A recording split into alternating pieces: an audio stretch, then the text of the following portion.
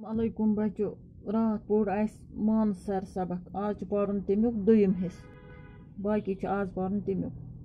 मान सर इलाकस तो सरस मजहबी तो तवारीखी अहमियत त सर किस बठिस पे अकि प्रान महल खान आसार महल खानस नख ब्याक मंदूर सरस नख कह प्रान मंदिर त जेठ जून पश्त 7 दह बोड़ मल लगान अकीदत मंद नचान गेवान गिंदान तो पूजा करान सरस अंद अंद गह दिन ताजकार नेथर ग्राकन हंद बापत रुत शुगुन मान पथ काल मान सरस अंद पक इलाकस नील पोर नाव ओसमुत अत सरस अकि अंद नख रोजन वल लुक हरगाह न हिरासा करन तेल गछ यह सर आलूद सैलानियन ते पज न अमि जाय हंज शूब खराब करन अति गछ पॉलीथीन लिफाफन हंदिस इस्तेमालस पे पूर पाबंदी लागन अमि सरुक हुसन तो शौचर रचन बापत गछ एहतियात युन वर्तान बालन हंज कोछ मज दोद प्यालक पट ग्राय मारन वोल यह झील वुचित इंसान खुश गसान तो सुरूर त्रावान मानसर इलाकस तो सरस मजहबी तो तवारीखी अहमियत दपान अत मजहबी अहमियत तो तवारीखी अहमियत सर किस बठिस पे अकि प्रान महल खान आसार दपान सर किस बठिस पे ओसमुत ब्रोटमि जमान महल खान तमिक आसार तमिक कह चीज नेरान महल खानस नख ब्याक मंदूर अत महल खानस नख ब्याक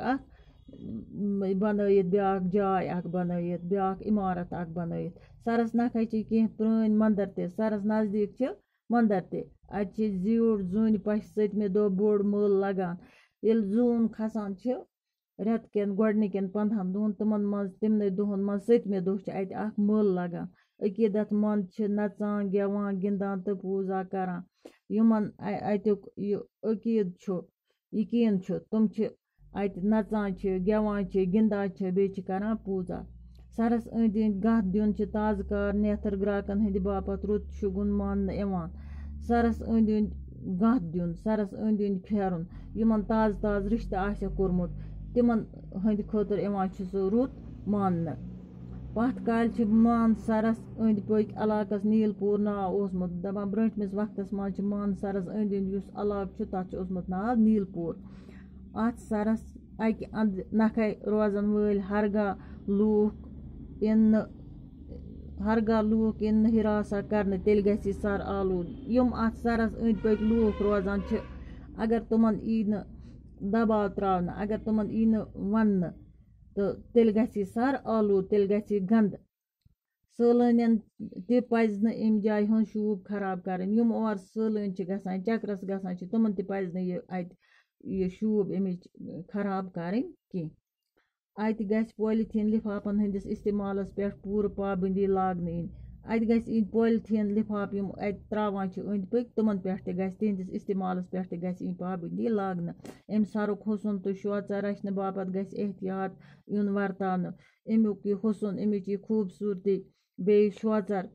यह गछ रचन खतर गछ युन एहतियात करन बालन हंज कोछ मज दोद प्यालक पट ग्राय मारन वोल यह झील वुचित इंसान खुश गसान दपान युस यह बाल दामन मज यह झील यह वुच ये इंसान वुचान